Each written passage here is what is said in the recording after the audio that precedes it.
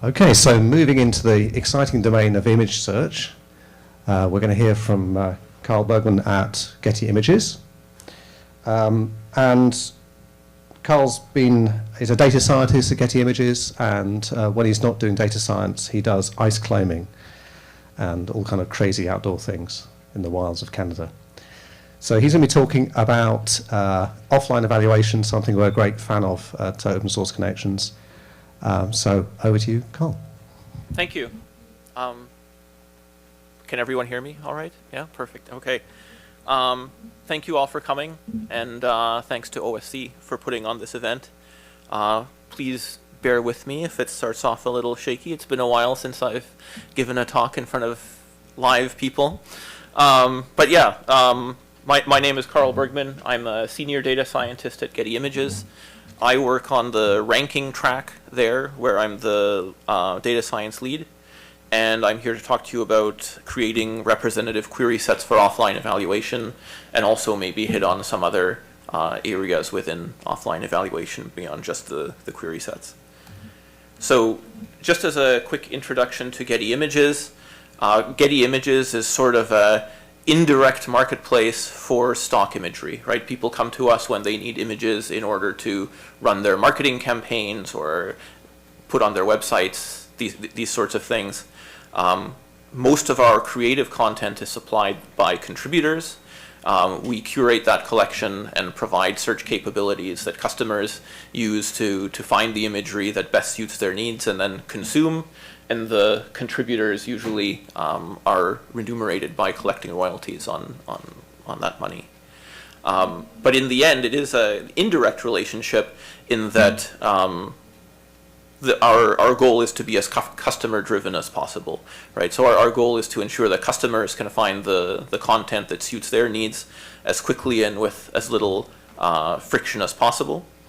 But in terms of the websites that Getty Images operates, it's actually 3 different websites. So the Getty Images, the company, does operate gettyimages.com, which is our premier offering that supports usually larger corporations, and they generally interact with us by having large subscriptions that allow them to download as many images as they need over a year or a certain amount of content. And that asset library is about 500 million different assets spanning imagery, video, creative content, which is usually what you'll see in marketing and on websites, and also a lot of editorial content. So this is all news-type photography that is of current events, sporting events, that kind of thing. A lot of that editorial photography is a little bit different from our usual business model, though, in that a lot of it is shot by our own staff photographers for us, so it doesn't really fit into the same paradigm. We also have iStockPhoto.com, which specializes in creative content. That library is around 170 million assets, and this is really tailored to small and medium-sized businesses trying to build their marketing material or their websites or what have you.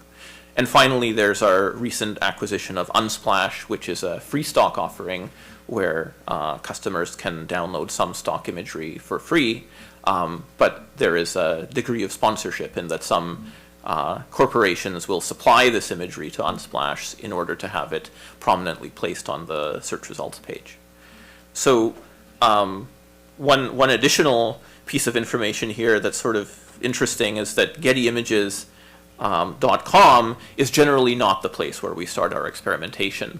And that's because we have sort of a longer feedback loop when it comes to customer satisfaction, and that these are usually large corporations with large subscription products through us. So if they download a few extra images or an image that maybe doesn't match their search intent, it doesn't really impact them very much, right? Whereas on iStockPhoto, these small and medium-sized businesses generally have smaller subscriptions or are even consuming content a la carte, so they'll be paying by the image, in which case we have a very tight feedback loop as to whether or not we're actually fulfilling the customer intent. So for a lot of A/B testing, most of it starts on iStock. So when we talk about experimentation, what I'm talking about specifically in terms of Getty Images is sort algorithm optimization, or trying to find sort configurations that best fulfill the customer intent, but also without compromising any secondary or guardrail metrics that we have in place, right? And so the irony, or a fun way to think about it is that all of your retrieval and ranking control points that you have within your search system, so where you retrieve your content from, what kind of solar boosts you apply, what kind of LTR models you use, each of these ranking points define a dimension within a gigantic optimization landscape. And this sort algorithm optimization is really just the search for the best search algorithm, right? And at Getty, we traverse this landscape using a combination of techniques. So there's the good old hypothesis-driven exploration. Somebody has an idea that if we show more of this type of content to these kinds of people, when they issue this kind of a query, then it'll do better. And then we can test that. And we also use machine learning in the form of often direct optimization techniques like genetic algorithms to traverse this optimization landscape and find good candidates for A/B testing. And the figure on the right is sort of a subsection of this optimization landscape that shows just two dimensions, right? So this is showing the recency of the imagery we show on one axis and the customer interaction probability on the other. And you can see the Pareto front is highlighted in red on there. Yeah, next slide. So, yeah, in terms of the experimentation lifecycle at Getty, I don't think this is rocket science. This is probably going to look familiar to a lot of you, in that we start with this ideation phase, as mentioned before, that either we have a machine learning algorithm recommend something that might be promising, or somebody has an idea about how we could change something to benefit the customer. We go ahead and implement that. There's usually control points that we build into these new features so that we can configure them before we proceed to offline evaluation. If everything works well, then we will proceed to an A/B test. And if that goes well, we'll deploy it to the customer before we sort of start the cycle all over again with a new idea. You see some errant arrows on there because, of course, there have to be bailout points along the way. If the offline evaluation doesn't go well, you want to circle back and reconfigure, or maybe abandon the idea altogether. And then, of course, a lot of experiments don't work out, so you have to be ready for the eventuality that not everything is going to make it to the customer. So the motivation here behind needing offline evaluation and good offline evaluation query sets is that our pace of experimentation has been growing rapidly and continues to do so. And I think the chart on the right is a little bit misleading because the last data point on there is 2023, and the line looks like it's going down. But keep in mind it's only April, and we've already sort of matched last year, which has far and away been our most prolific year in terms of customer-facing A/B experimentation. And we expect this trend to only continue. And we have a limited amount of traffic, right? So we can't A/B test all of the ideas that come to mind. So we rely quite heavily on offline experimentation to determine what the best candidates will be and to see what kind of impact they will have on our guardrail metrics. And that sort of brings us into what we optimize for. So Getty Images has some primary metrics that we look for that shouldn't be anything controversial. Conversion and customer interactions are things that we optimize for directly. But we also have a lot of guardrail metrics that we're interested in. Recency is one that we work on a lot, so this has to do with the age of the images that we show to customers. And this is for a number of reasons. Images of a certain era, and usually contemporary ones, tend to perform quite well, but of course we also need to expose enough imagery to customers in order to determine what's going to be the most performant. So there is some element of exploration involved in our search, right? And diversity is another interesting one, especially for queries where humans or people are involved. Then the idea of showing a diverse slate of people within those types of searches is very important, and a corporate value at Getty Images. So we make sure that we don't compromise that when we run experiments. Although, I mean, for some experiments, we might be able to, might be willing to compromise some of these guardrail metrics if the expected outcome of the experiment is just learning, right? That it would never actually make its way to deployment to the customer on an ongoing basis. So we rely heavily on offline evaluation to understand the impacts to our guardrail metrics. And usually I start with the guardrail metrics because those are often easy. Those are things that you can usually count, right? So when it comes to recency or diversity, you can take a look at a result set and count how many images fit within a certain age category, how many images feature diverse models, these kinds of things. Whereas to measure these primary metrics, those are often customer-facing and require some sort of measurement that's more difficult to do offline. But we do have offline metrics like NDCG that allow us to compare candidates and at least have a directional indicator of what is likely to perform better or worse with customers. And again, one of the main goals here is to reduce the size of this candidate pool. We simply don't have the traffic that we would need to test every single idea, so we would like to reduce the number of things that actually make it through to live online testing. Sorry. So in terms of how our offline evaluation is done at Getty, we'll start just by a little bit of background in that our search is segmented by the website. So again, Getty Images, iStock, Unsplash. It's also segmented by region, the media type that the customer is searching for, and the sort type, and there are other factors, right? So generally speaking, we tailor a sort algorithm specifically to a customer segment, such as iStock, Creative Images, USA. That's a segment that sees a lot of testing because it has a lot of traffic.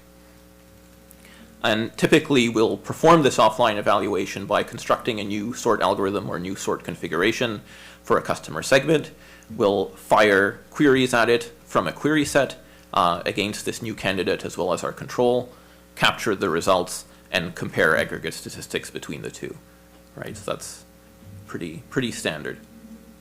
So now the thing that really makes this tick is which queries. Right, so you have to be able to construct a query set which is actually going to be informative and let you know whether or not it would be a good idea to proceed with an online test.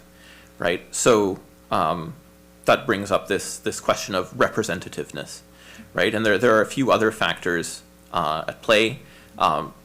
The queries that we see on Getty Images are usually quite seasonal, right? So you can definitely see a shift in these queries depending on what time of year or even what year you're looking at. So for instance, if you were to construct an offline query set at Christmas time using that data, it would probably not be very representative for what customers are going to do at the 4th of July.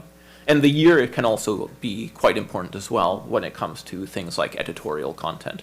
Right, we have Olympic years, World Cup years, these type of things, and those all play a role in customer reaction. Another key factor is that we're computationally bounded, right? We can't have or maybe we could, but we really shouldn't probably have a query set that's millions of queries because it would take a lot of time and resources to run such a query set in order to gather those insights. And also, we would like it to be really simple to refresh or create a new query set. And that's one of the key questions that I'll address.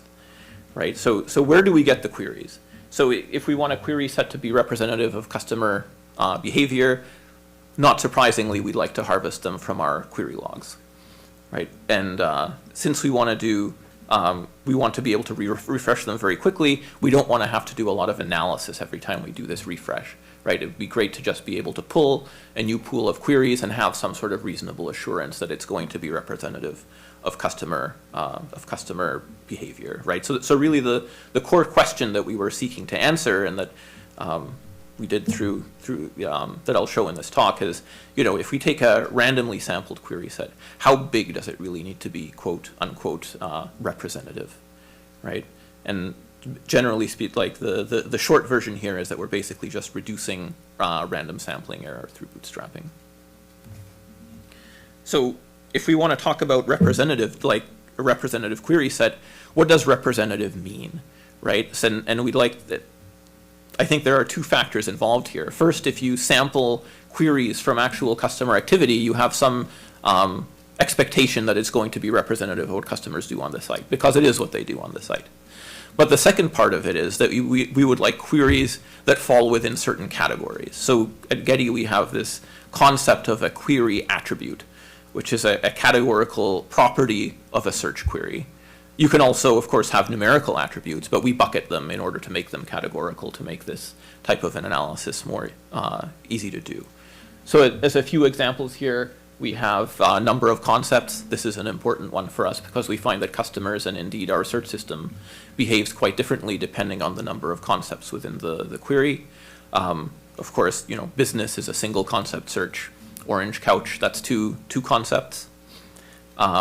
The presence of ambiguous terms is important, right? So I use the term orange as an example a lot. That's a great example because if somebody types in orange into the search bar, what do they actually mean? Is this an orange the fruit, orange the color, orange county, et cetera, et cetera? So ideally, we'd like to be able to segment our query set by whether or not those queries contain ambiguous terms. Because when you do have ambiguous terms, of course, you're more likely to misinterpret the customer's intent. Number of results, that's pretty straightforward. Of course, we have the gamut ranging from everybody's favorite ZSR all the way to millions of assets for a common query like business. Queries containing people versus not containing people, that's another important differentiator for us. Again, since diversity, person diversity is such an important topic at Getty Images,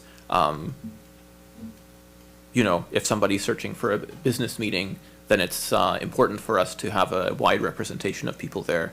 Whereas if they're searching for cats, then maybe we don't really care that much about the people diversity in that query. Query frequency, so this is your typical head, shoulder, tail queries, and we'll use this as a running example going forward. Query value is another one, which is interesting, which is quite related to query frequency, but not quite the same, in that you could have queries that occur very frequently, but don't really have a lot of value to the business in terms of generating revenue themselves, right? So a lot of common queries are actually very broad because they're exploratory queries that customers are using in order to be inspired and find out what it is they're truly looking for, and we don't tend to expect them to convert that well. Sorry. Yeah, so, and really the takeaway here for the second piece of what does representative mean is that if we take a query set, we would like the distributions of the buckets within each of these attributes to be preserved within that query set from what we saw in the sample frame, right? So, and that sample frame could be an entire week or month or even years worth of data, right? So we'd like the distributions of these different attributes to be very similar between our sample and the total corpus. And the approach we do is very simple, right? We basically run through each of these attributes, find the minimum sample size we need in order to attain this idea of representativeness, and we'll be more concrete about that in a second, and then take the largest minimum sample size needed in order to figure out how big of a net we have to throw. So as an example query attribute here, we have query frequency, right? And there's two different representations of it on the right. So in the top chart, you can see what it looks like with a linear scale, which isn't really very informative unless you squint really hard. But there's a log scale plot below, and you can see that we've bucketed our queries into head, shoulder, and tail, where head is the 1.5% most commonly occurring queries. And you can see these are ones that actually occur very often. The shoulder is this range between 1.5% and 35% in the middle, and the 65% least frequently occurring queries, in this case from this sample frame, are our tail queries. And you can see on the log scale plot that this was actually defined very specifically so that basically those tail queries are containing the one-offs, right? These generally speaking only occur once. So now what you're going to do for each of these queries, each of these query attributes, is you're going to select a maximum allowable variance. Typical value is 5%, and a confidence interval, generally speaking, we use 95%, and you're going to take repeated samples. So take 1,000 samples of a set query size in order to see with what frequency you're able to come within the required variance, right? So really, in this case, you're going to take a random sample of size X, and you're going to see, okay, or take 1,000 of them and see, okay, for how many of those did none of the sizes of the buckets move by more than 5%, right?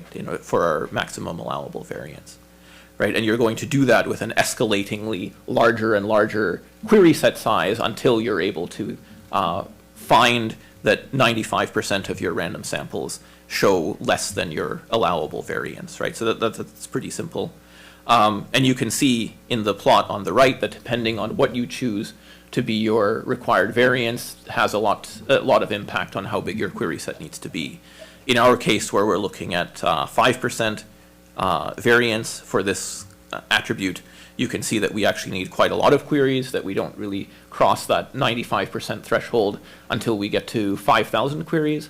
But if you were willing to accept a much higher variance, so 20%, you can do with a much smaller query set. You can do with only a few hundred, right? So when we look at a number of the query attributes, the ones that we saw earlier, we can see that a number of them have different requirements, right? On the one hand, we have number of results, which has a lot of variance, and that's, we'll talk about that in a second, and requires a very large query set size in order to hit this criterion of representativeness. Whereas on the other hand, we have this ambiguous terms, which is Boolean, so there's only 2 buckets, and they're quite evenly sized, which means that you can do with a quite small query set, only 3,000 queries to hit representativeness. And you can see in the plot on the left that with these number of results, right, we've got this bucket which has more than 500,000 results, which is smaller than the others. So whenever you have this kind of a skewed distribution, it forces you to end up with a larger query set if you want it to be representative. So just in terms of some quick findings, when we repeated this process for all of the query attributes that we had, we arrive at a minimum required sample size of 10,000 queries, which turns out was a bit of a stretch when we were doing this research. We were more in a position to comfortably run offline evaluation on query sets of about 1,000 queries, so there was a bit of optimization and scaling required to be able to do this comfortably. So how this answers the key question is that if we ever want to refresh our query sets, instead of needing to do this kind of an analysis over again, we have a reasonable expectation that if we just grab 10,000 random queries from our logs, then we can have a reasonable assurance that it's going to be representative with regard to customer activity. So some key takeaways about this is that really you need to engineer your attribute so that you have as few buckets as possible, and so that their sizes are as similar as possible. So there's a bit of push and pull here, right, between the ideal result and what's good for the business, because ideally you want your bucketing to be in line with business needs, right? I mean, if to achieve having attributes that are of reasonably similar sizes, you end up with buckets that aren't really informative to the business, then this kind of distribution doesn't really make a whole lot of sense. But on the other hand, if you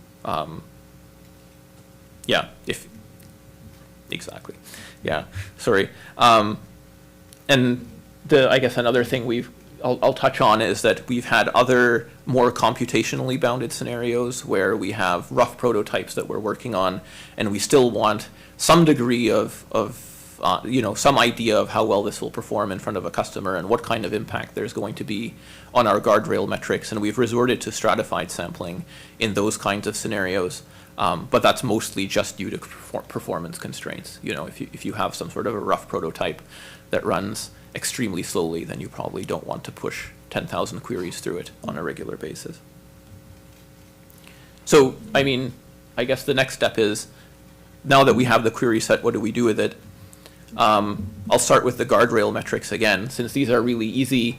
Well, they can be easy to evaluate because, again, they just kind of rely on counting. You can just sort of count them up. So below here, one of our guardrail metrics is about the recency of the images shown, right? And on the top plot, you can see the impact of a new sort configuration on recency for queries that are only one concept. And then on the lower plot, you have the impact on recency for queries that have multiple concepts.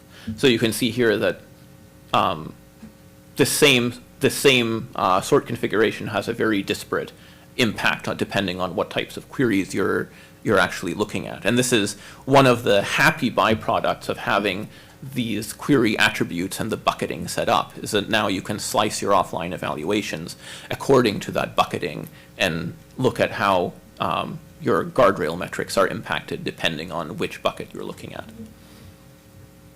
Right, and this of course is very informative if you're trying to further optimize that sort of configuration, because you can see in this case there's a very different impact on single term or single concept versus multi-concept searches. So if you want to improve because this is out of line with your expectations, then maybe you want to say, okay, we need to find a way to show fewer very old assets in our multi-concept searches. Now, when it comes to primary metrics, this is a bit more of a new area for Getty Images that we're working into, but we like to basically, given a set of candidates, we'd like to be able to estimate which of these is likely to perform the best with customers, again, to sort of narrow down the candidate pool of potential sort algorithms, right? And one of the key metrics we use to do this is NDCG, but now this brings up the question of how do you acquire your judgments for a metric like NDCG, right? So on the one hand, we have human judgments, which are expensive and don't really lend themselves if you're taking random query samples very well. We've done this when we've used our smaller stratified query set sampling. But if you're taking a brand new set of 10,000 queries, many of which are tail queries, then assigning human judgments to all of that content would be quite expensive, though doable. On the other hand, we have implicit judgments that we can construct through our click-through data. But that also has its difficulties in that we live in a world of sparse data, in that we have a lot of content and some of it gets shown very infrequently. So we often have to grapple with this problem of what is actually a true negative. Is the click-through on this asset 0 because it was never shown or because it's actually poor, right? And we've resorted to using beta distributions and Bayesian priors to try to get better estimates of the relevance of assets within our implicit judgments.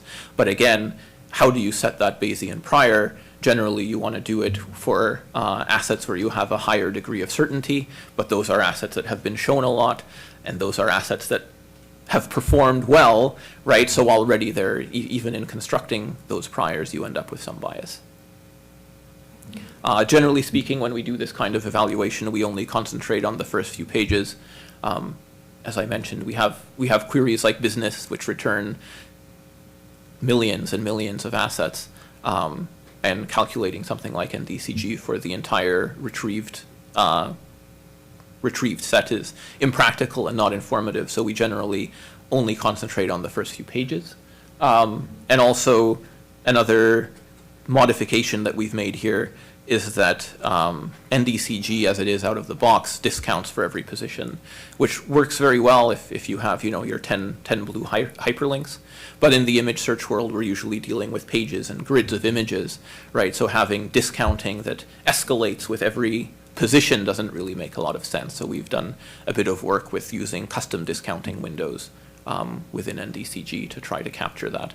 If a customer searches for dogs and they're presented with two rows of images, when the page loads, then maybe there shouldn't really be that big of a penalty from being, in position 3 versus position 2. And that's what I have to talk with you about today.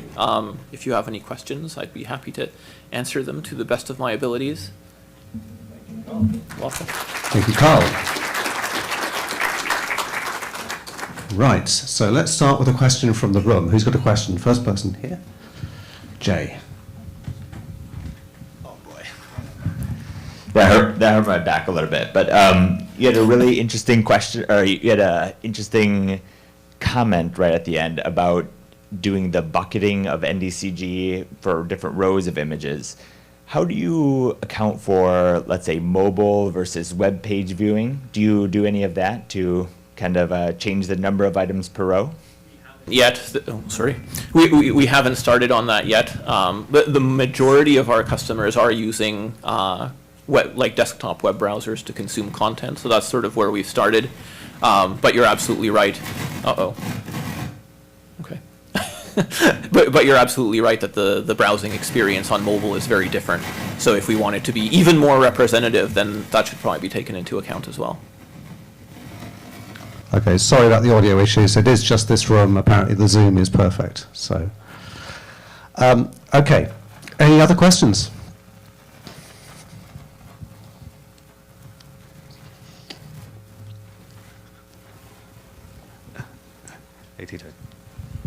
Great talk.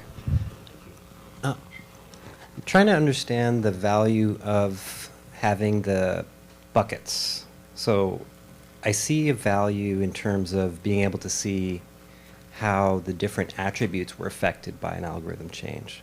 But if the goal is to just get a representative sample, I guess a naive approach would be to take a time period in which there isn't significant seasonality, take a large sample, and randomize it.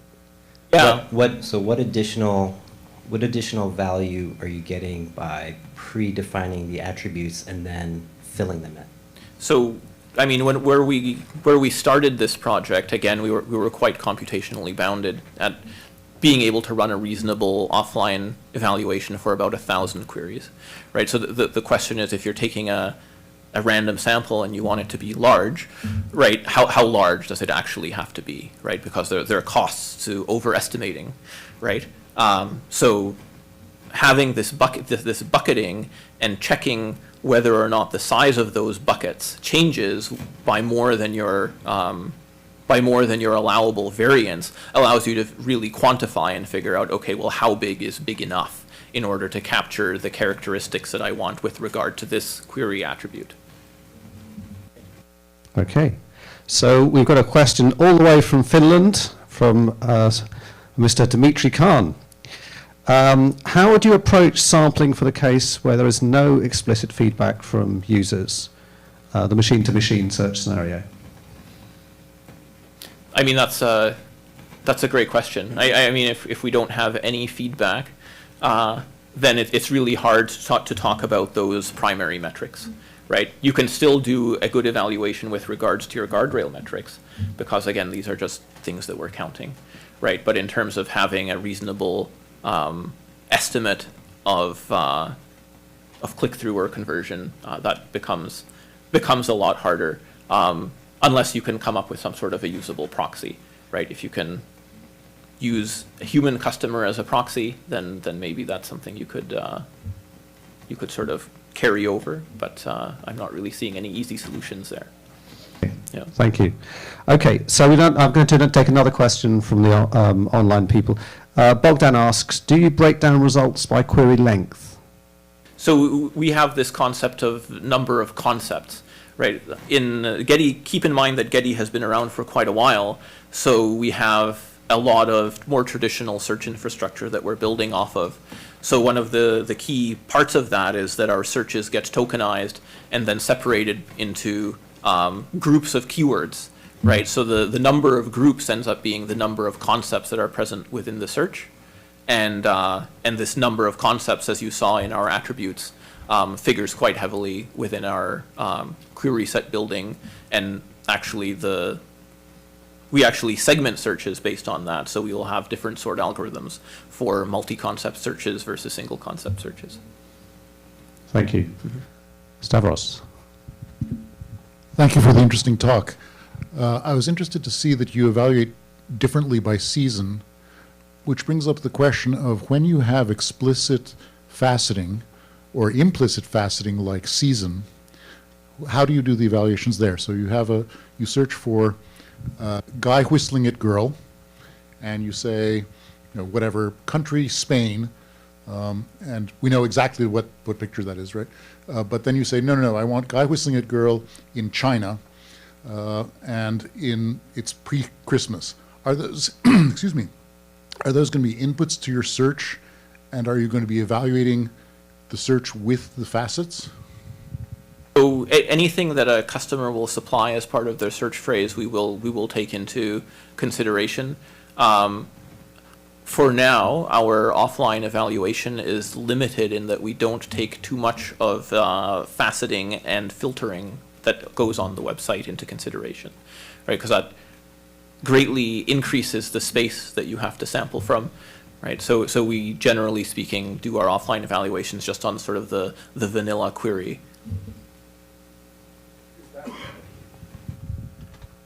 So are faceted searches not an important part of your workload? Would say not. So, another question from Dave DeBar online. Since we live in a world of evaluative feedback, we don't know what the right answer was when our recommendations are ignored. Do you use exploration to improve understanding of negatives?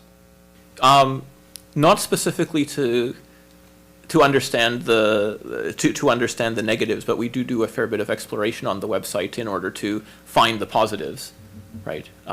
But generally speaking, if something has been explored, at least to some minimal extent, and not interacted with, then it is not further prioritized for exploration. Yeah. Okay, thank you. Any other questions from the room? Oh, we have one over there.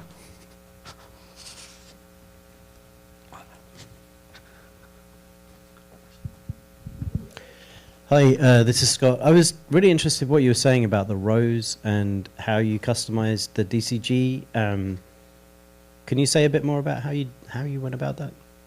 Yeah, so I mean, if you look at the standard NDCG calculation, the formula that you'll find on Wikipedia, you can see that discounting increases with every position, right? So it's actually a pretty small change in order to change that so that it discounts only with subsequent blocks of positions, right? So you can just, have the same discounting for the first 12 images, let's say, and then the next discounting for the next 12, and so on and so forth, and just think of them as blocks of images instead of individuals. Yeah. Okay. And John Underwood from, I think you're in the UK, aren't you, John? This probably never happens on a mature search service, but have you ever faced a cold start problem when introducing new content where matching queries don't exist in the logs? All the time. I mean, if we go back, you can see in our tail queries that the 65% least occurring queries from this sample, it's a little higher than usual, are one-offs, right? So we expect that there are going to be a lot of unseen before queries coming through, especially when you consider that Getty Images is international. So we have, actually I'm not sure how many languages off the top of my head, but given that we're all over the world in many languages, we actually see a lot of one-off searches.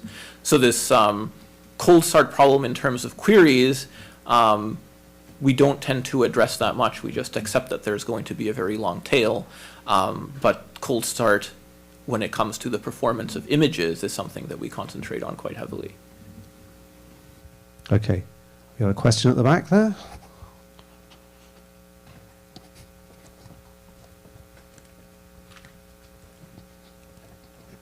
Jim.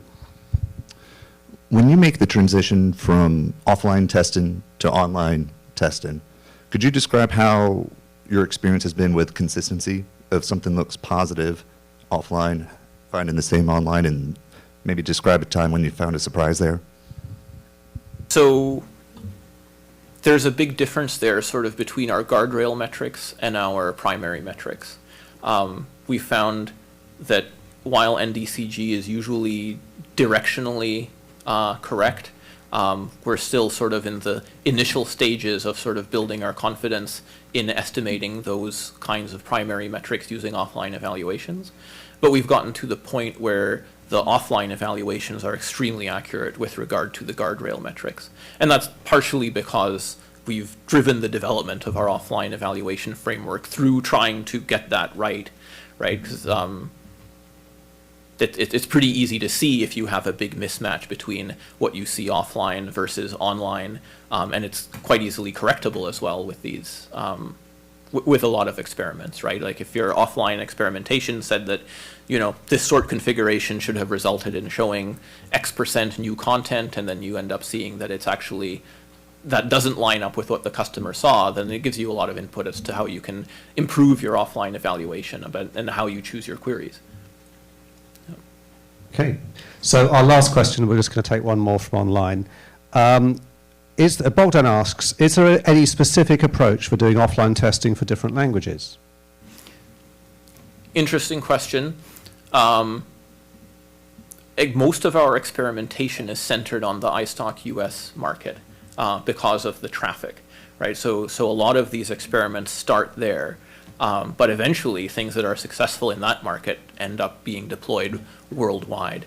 And there, a lot of the, that seems redundant, but a lot of the modification of the experiments has already, like a lot of that fine-tuning has already been done when we got it to work properly in the US market.